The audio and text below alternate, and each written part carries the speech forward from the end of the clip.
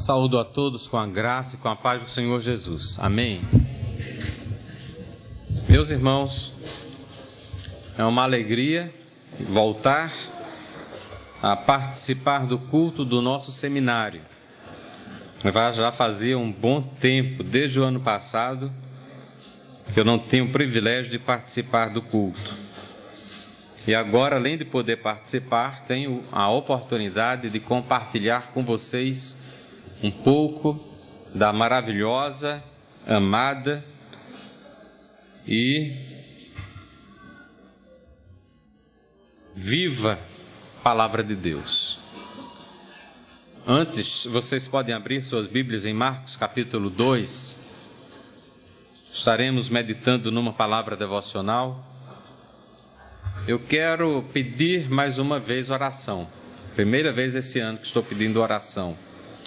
Pelo projeto Radical Sertão. Quem ainda não ouviu falar do projeto Radical Sertão, levanta a mão. Tem alguns poucos irmãos que não ouviram. Projeto Radical Sertão, a Juvep lançou em setembro do ano passado, com o objetivo de mobilizar esforços para a evangelização e plantação de igrejas na zona rural do sertão nordestino. Na zona rural nordestina, de uma forma geral, nós encontramos mais de 12 milhões de pessoas.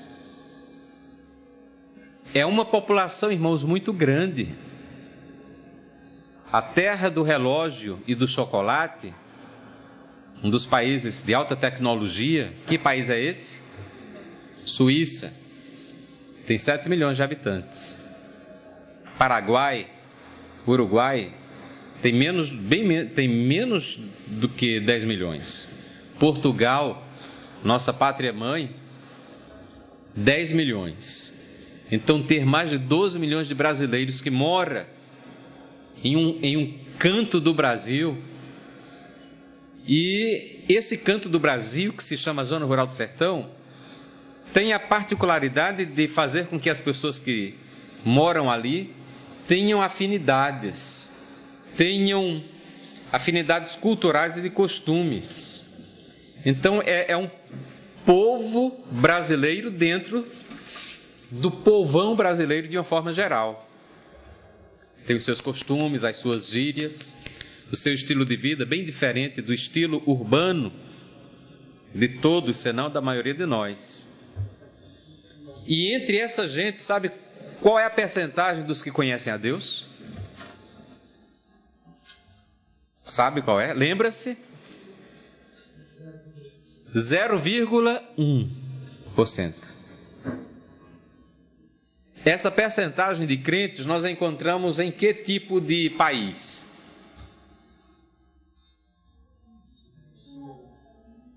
Em que tipo de país?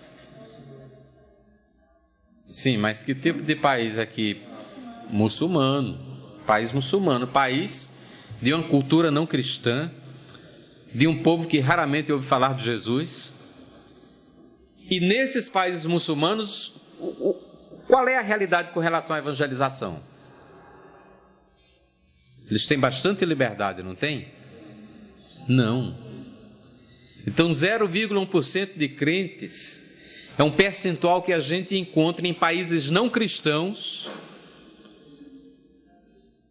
na maioria dos quais a pregação do evangelho é proibida. No mínimo, sofre sérias restrições. Então, tem uma população de alguns milhões de brasileiros, cujo percentual de crentes é semelhante a países dessa natureza. É uma vergonha para a igreja evangélica brasileira, irmãos. Para pregar o evangelho e plantar a igreja na zona rural do sertão, não precisa um missionário ser sustentado em dólar, não precisa aprender outra língua, não precisa nem sair do seu país. Vai enfrentar uma outra cultura, uma outra realidade. É o Brasil rural. Mas é Brasil. Irmãos, é um desafio que está debaixo do nosso nariz. é um desafio missionário enorme. É um desafio muito grande. E termos um desafio dessa natureza debaixo do nosso nariz é uma vergonha para a igreja brasileira. Ou não? É ou não é? É, irmãos. É uma vergonha.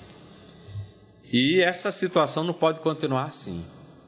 Por isso, depois de pouco mais de 3 anos em oração, o Senhor disse: o tempo é agora, e nós então estamos empenhados. E há 2 desafios. Estamos orando para que Deus levante dentre os 36 milhões de crentes, 30, somente 30 voluntários. Mas o desafio é tão grande, irmãos, que 30 entre os 36 é um desafio muito grande. E só um milagre de Deus poderá nos fazer ter os 30.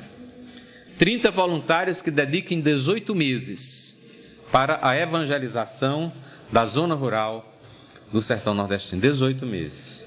Vai começar em julho. Estamos na reta final. Estamos com 12 pré-inscritos. Alguns com dificuldades de sustento. Faltam 18. E nós estamos orando para que dentre os 30, 10 sejam daqui da Grande João Pessoa. Nunca aconteceu de na nossa cidade, de uma tacada só, sair 10 para a obra missionária. De uma só vez. Mobilização de várias igrejas. Uma igreja tem um candidato, mas não tem o sustento completo dele. Outra chega junto e completa o sustento e envia. Quando a gente faz isso, quando a gente está aberto para parceria, então a coisa se torna muito mais fácil, o trabalho de Deus acontece, a obra missionária anda. Quando a nossa preocupação prioritária é que o Evangelho seja pregado, independente se a placa da nossa denominação, da nossa missão vá junto. Porque o mais importante não é que aqueles que serão salvos sejam batizados por imersão, por aspersão, isso é detalhe. O mais importante é que sejam salvos em Jesus Cristo. Se forem presbiterianos, congregacionais, batistas, assembleanos, é um detalhe insignificante. O que é significativo é que deixem de ser filhos do diabo e passem a ser filhos de Deus.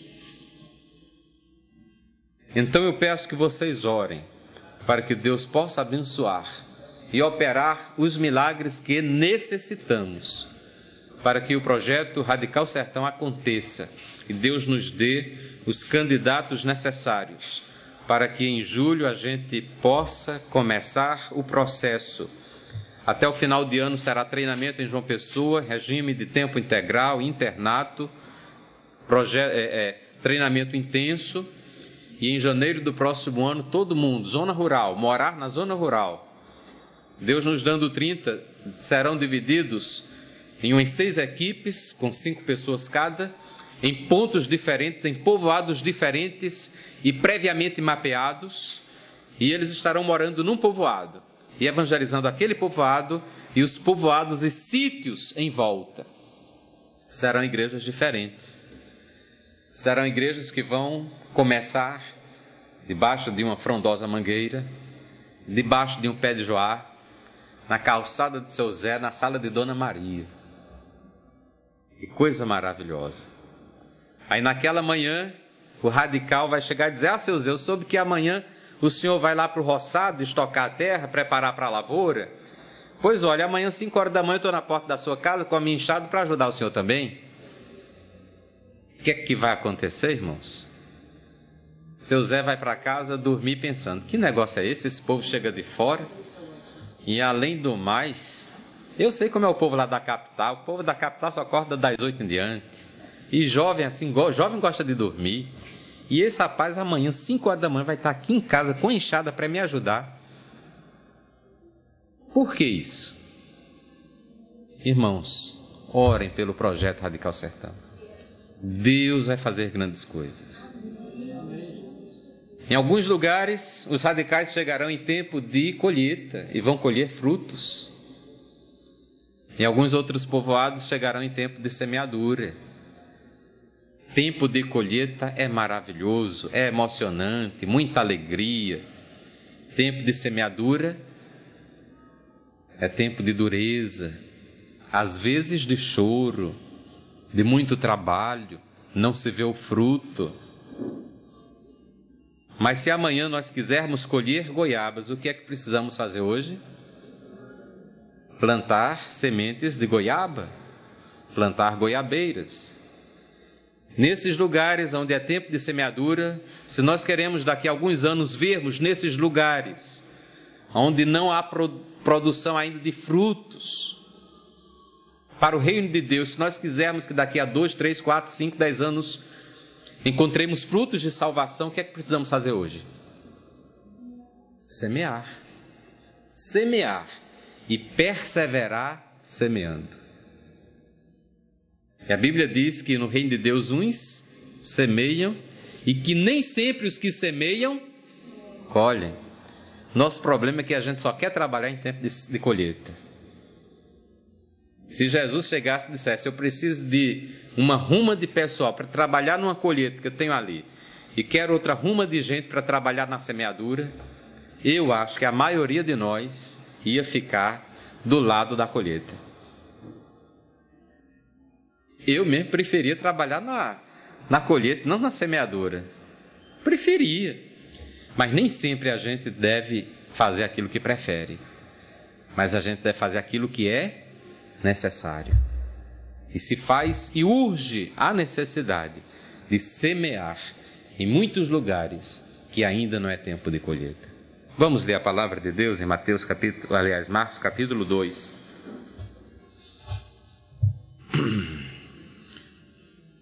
Vocês conhecem essa história, a cura de um paralítico em Cafarnaum. Dias depois, Jesus entrou de novo em Cafarnaum e logo ocorreu que ele estava em casa. Muitos afluíram para ali, tantos que nem mesmo junto à porta eles achavam lugar, e anunciava-lhes a palavra. Alguns foram ter com ele, conduzindo o paralítico levado por 4 homens. E não podendo aproximar-se dele por causa da multidão, descobriram-o eirado no ponto correspondente ao em que ele estava, e fazendo uma abertura, baixaram o leito em que jazia o doente. Vendo-lhes a fé, Jesus disse ao paralítico, filho, os teus pecados estão perdoados. Amém. Vocês sabem, Deus operou 2 milagres na vida deste cidadão anônimo. Quais foram os 2 milagres, irmãos? Quais foram os 2 milagres? Perdão do pecado e cura da paralisia. Qual dos 2 pecados é o maior? Qual dos 2 milagres foi maior? Perdão. A única lição que eu quero tirar nesta tarde do texto é a lição de que Deus é o mesmo e continua operando milagres ao redor do mundo. E Deus quer usar minha vida e a sua vida para que milagres aconteçam na vida de muita gente. Pessoas que estão perto da gente e pessoas que estão distante de nós. Estes 4 moços, igualmente anônimos, eles fizeram a parte mais fácil. Dentro do projeto de Deus, naquele dia, havia uma bênção preparada para aquele moço. Coitado, vivia há anos na paralisia, não tinha uma vida normal como os demais. Imagino como foi a sua infância, querendo brincar com os colegas da rua, com os vizinhos, não podendo. Passou a sua juventude e agora, talvez na idade adulta, sofrendo com a paralisia. Se hoje em dia as pessoas que possuem debilidades físicas, deficiências, apesar de hoje a sociedade tratar com mais respeito o deficiente físico, a tecnologia ajudar, a própria formatação de algumas cidades, respeitar e facilitar a vida do deficiente. Se é difícil, imagine nos dias do Senhor Jesus. Alguém se compadeceu daquele moço e foi compartilhar com outros a necessidade dele. A ideia de conduzir aquele moço à presença de Jesus eu acredito que nasceu no coração de um dos 4. E ele foi compartilhar com outras pessoas. Ele tinha um projeto, um objetivo: conduzir aquele moço à presença de Jesus. Ele sabia e ele cria que Jesus tinha poder para fazer um milagre maravilhoso na vida dele. Mas ele teria que ser levado à presença de Jesus. Talvez alguns deram as desculpas mais variadas, se escafedendo da responsabilidade. Eu não posso. Eu vou namorar. Eu não posso. Hoje tem um culto à noite na igreja muito importante. Não posso. Vou fazer prova. Eu não posso. Mas ele insistiu, persistiu, e continuando a compartilhar da necessidade daquele pobre rapaz, finalmente ele encontrou quem juntamente com ele se compadecesse e se dispusesse a conduzi-lo à presença de Jesus. Agora eram 4. O projeto finalmente havia se tornado viável. E com dificuldades, enfrentando lutas, precisando usar até mesmo a ferramenta da ousadia, eles desceram aquele moço, depois de quebrarem o teto daquela casa, para que ele fosse colocado diante do Senhor Jesus. E quando aquele encontro aconteceu, o milagre ocorreu, louvado seja o nome do Senhor. E Deus quer operar milagres na vida de pessoas, irmãos. E Ele nos chama para sermos tal qual aqueles 4 moços, colaboradores de Deus na realização de milagres. Você já pensou que grande privilégio nós temos de colaborarmos com Deus na realização de milagres maravilhosos na vida das pessoas? Pessoas do trabalho, colegas de trabalho, colegas de colégio, de universidade, pessoas da nossa vizinhança, familiares nossos. Deus tem um plano em fazer milagres na vida de alguns deles, mas Deus não quer e não planejou fazer sozinho tais milagres. E a preferência de Deus não é usar anjos como assessores especiais para a realização desses milagres. Para a realização de milagres na vida das pessoas, Deus quer usar a igreja, Deus quer usar a mim e a você, para sermos colaboradores seus, para que milagres aconteçam na vida de pessoas. Milagre aconteceu, aquele homem foi curado e principalmente teve o seu pecado perdoado. Muitas pessoas estão à procura, à busca, a sua alma está à expectativa de que um milagre de Deus aconteça. Muitas vezes eles não sabem, eles não conseguem discernir o milagre que a sua alma anseia, que é o milagre do perdão dos pecados, milagre de um relacionamento vivo com Deus. Mas este é o milagre que a alma do homem anseia, a alma que está distante de Deus. E para que este milagre aconteça, Deus não quer trabalhar sozinho. Ele quer trabalhar em parceria com os seus servos, com a sua igreja. Louvado seja o nome do Senhor. E nós somos desafiados, irmãos, a fazermos a parte mais fácil. A parte mais fácil coube àqueles 4 homens, conduzir aquele moço à presença de Jesus. E a parte difícil, na verdade, a parte humanamente impossível, cabia a Jesus. E Jesus fez, Jesus curou, Jesus perdoou os pecados, Jesus salvou, louvado seja o nome do Senhor. Só que, aonde há igreja, é mais fácil que esse milagre ocorra. Diariamente, algumas dezenas deste milagre acontecem em nossa cidade. Mais de 500 igrejas estão espalhadas pelos nossos bairros.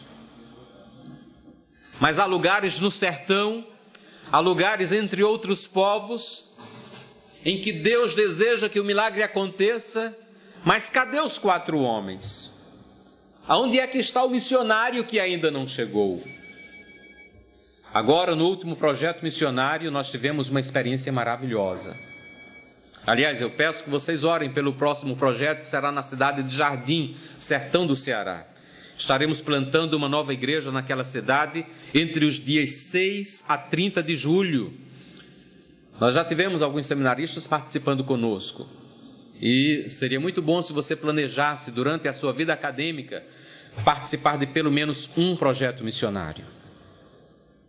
Nós estávamos em Santana do Cariri e duas jovens, a Thaisa e a Cidinha, estavam naquela rua e entraram exatamente naquela casa onde Dona Mocinha morava.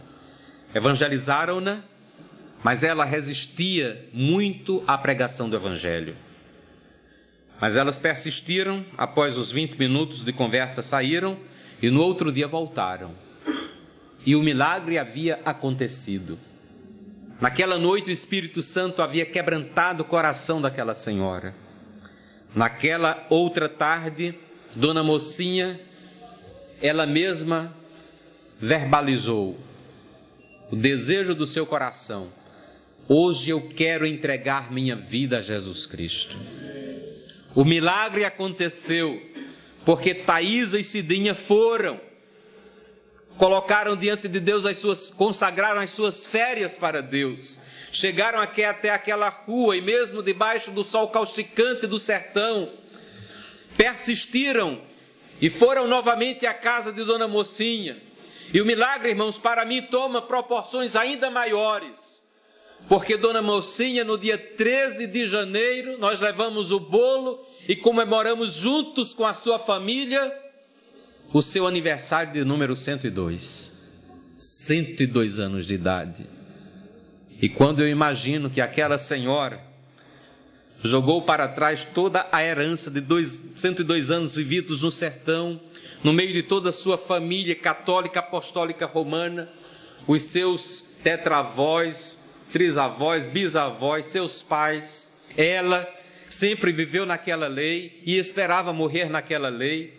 Ao longo de 102 anos ela ouviu o padre pregando, era o seu conteúdo doutrinário, recebido ao longo de toda a vida, toda a sua família naquela lei, e ela trazia consigo o peso de toda essa herança vivida por ela mesma por mais de um século, e 2 ou 3 séculos em que a sua família carregava sobre si todo este peso, não apenas religioso, mas cultural, porque ser católico no sertão não é apenas uma questão religiosa, mas é uma questão cultural, é uma questão de tradição, é uma questão de família, é até mesmo uma questão de dar continuidade à tradição da sua família. E em 40 minutos de conversa ela joga tudo isso fora, dando crédito a uma mensagem que 2 jovens de 18, 19 anos, desconhecidas, caíram de paraquedas na sua casa, e ela abre o seu coração, joga toda a herança fora, para acreditar naquela mensagem nova que 2 jovens desconhecidas acabam de lhe transmitir. Irmãos, há milagre maior do que esse? Não há milagre maior do que esse. E há muitos lugares nos sertões e ao redor do mundo onde Deus está à procura de parceiros, de colaboradores, para que o milagre aconteça na vida de muitas pessoas. Mas em mais de 10 mil povoados no sertão, Deus não está encontrando esses colaboradores, porque são mais de 10 mil povoados sem um crente sequer, povoados que estão fora do alcance do programa missionário e evangelístico das nossas igrejas.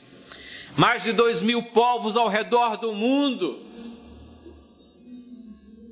vivem sem que Deus possa realizar o milagre da salvação entre eles, porque o primeiro missionário ainda não chegou, a igreja ainda está ausente.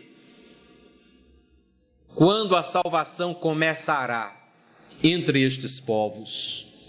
Quando o primeiro convertido dessas mais de 90 tribos indígenas ainda não alcançadas, distribuídas no solo tupiniquim, quando o primeiro convertido dentre eles vai nascer?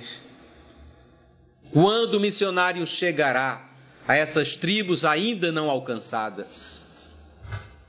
Meus irmãos, ao termos conhecimento da situação triste do mundo perdido e de muitos povos e lugares dentro e fora do Brasil que estão à espera do primeiro missionário, isto requer do nosso coração uma resposta. Qual é a resposta que nós damos? No século retrasado, a Polônia estava sendo castigada por alguns povos vizinhos, que estavam de tal maneira oprimindo o povo, de tal maneira até mesmo impondo a dispersão do povo, que aquele grande músico Chopin, vendo aquela situação desastrosa da sua amada Polônia, vendo a sua insignificância, querendo fazer alguma coisa em favor da sua pátria amada e não podendo, ele escreveu esta linda frase: a única coisa que me resta é derramar minha alma sobre o piano. E assim ele compôs algumas das mais belas músicas que a humanidade já ouviu em homenagem à sua Polônia. Não me resta fazer nada senão derramar minha alma sobre o piano. E quando temos notícia, quando somos lembrados a respeito desta situação triste do povo sertanejo, de outros povos ao redor do mundo, qual será a resposta da nossa alma? Qual será a resposta do nosso coração? A resposta de Chopin foi derramar sua alma sobre o piano. A resposta que Deus espera de mim e de você é que derramemos a nossa alma sobre o seu altar. E mesmo que sem forças, mesmo que cheio de temores, mesmo que naquela tensão, querendo e não querendo, com vontade mas com medo, Deus gostaria de ouvir a resposta da nossa alma, semelhante à resposta da alma do profeta: Senhor, eu não sou nada, estou com medo, mas eis-me aqui, se quiseres, envia-me a mim.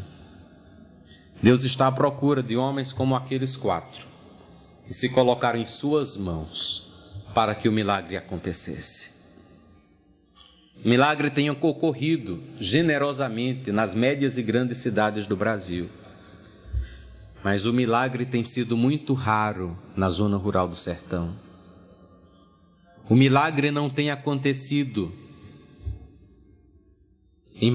entre mais de 90 tribos indígenas do nosso país. O milagre ainda não começou a acontecer entre mais de 2.000 povos que continuam não alcançados ao redor do mundo. Quem neste momento está pronto a derramar seu coração, não sobre o piano, mas sobre o altar de Deus? Vamos ficar de pé e vamos orar. Nosso Deus, nosso Pai, louvado seja o teu santo nome. Te louvamos porque um dia tu usaste alguém que nos conduziu a Cristo e o milagre aconteceu maravilhosamente na nossa vida. O milagre aconteceu transformando nossa mente, nossa postura, nossa vida, nos trazendo redenção, remissão de pecados. Louvado seja o teu santo nome. Te louvamos porque este milagre tem acontecido nas médias e grandes cidades do Brasil de forma generosa. As nossas igrejas, no geral, têm crescido. Às vezes ficamos surpreendidos com novos convertidos que nós nem imaginávamos que poderiam entregar suas vidas a Jesus. Mas, Senhor, este milagre não está acontecendo em muitos lugares do nosso Brasil. Este milagre não está acontecendo ao redor do mundo, entre aqueles que chamamos de povos não alcançados, porque o Senhor não está contando com missionários. Não encontra pessoas como aqueles 4 moços. Deus, nós te pedimos que o Senhor possa operar nas nossas vidas, nos nossos corações, para que possamos derramar nosso coração sobre o teu altar como resposta a esta situação inquietante, desafiadora, ó Deus, que constrange o nosso coração, que arranca dor na nossa alma. Ó Deus, em nome do Senhor Jesus, nós te pedimos, opera, Senhor, algo novo em nosso meio, porque a grande dificuldade da evangelização do mundo não se encontra lá. Não é por causa da incredulidade, das barreiras políticas ou religiosas, mas a grande dificuldade está do lado de cá. Porque o Senhor ainda encontra muita resistência entre nós. Porque muitos ainda não se dispõem. Porque faltam almas que derramem-se sobre o altar. Deus, opera com o teu poder. Constrange mais dentre nós. Quebranta mais gente dentre nós. Levanta a igreja evangélica brasileira em uma nova onda missionária, em um novo ardor missionário, em um novo avivamento missionário, para a glória do teu santo nome, em nome de Jesus. Amém. Amém.